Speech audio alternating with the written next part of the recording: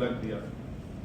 और जो कुछ सुप्रीम कोर्ट ने आज कहा है, माजी में भी शमीवाना में बात कही गई थी कि ट्रिपल तलाक अनकॉन्स्टिट्यूशनल है। उस वक्त सुप्रीम कोर्ट ने कहा था कि एक जस्ट कॉज होना चाहिए, आर्बिट्रेशन होना चाहिए। आज सुप्रीम कोर्ट के मेजॉरिटी ओपिनियन ने ये कह दिया कि अनकॉन्स्टिट्यूशनल है। अदालत का फैसला है, इस पर हमको उसकी इज्जत करनी पड़ेगी। मगर सवाल ये पैदा होता है कि अगर कल कोई मुस्लिम खातून ये कहेगी कि ये मेरी शरीयत का हिस्सा है और मैं अपनी शादी को किस तरह से ख़त्म करना चाहती हूँ, क्या करेंगे आप?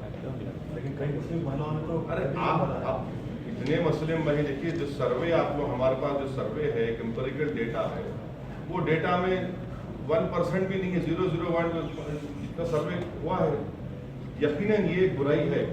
इसीलिए पर्सनल लॉ बोर्ड ने जो इशराह माशरा की तहरीक शुरू की, जिसके जरिए मुल्क के मुख्तलिफ मुकामात पर, मुल्क के कोने कोने में जाकर पर्सनल लॉ बोर्ड के जिम्मेदारों ने कहा कि अगर आपको तलाक देना है तो तलाक बिदअत से मत दीजिए, ये गुनाह है इसमें। और मुस्लिम पर्सनल लॉ बोर्ड का मानना ये है कि तलाक हो जाती है, सुप्रीम कोर्ट उसका कॉन्स्टिट्यूशन करार दिया है।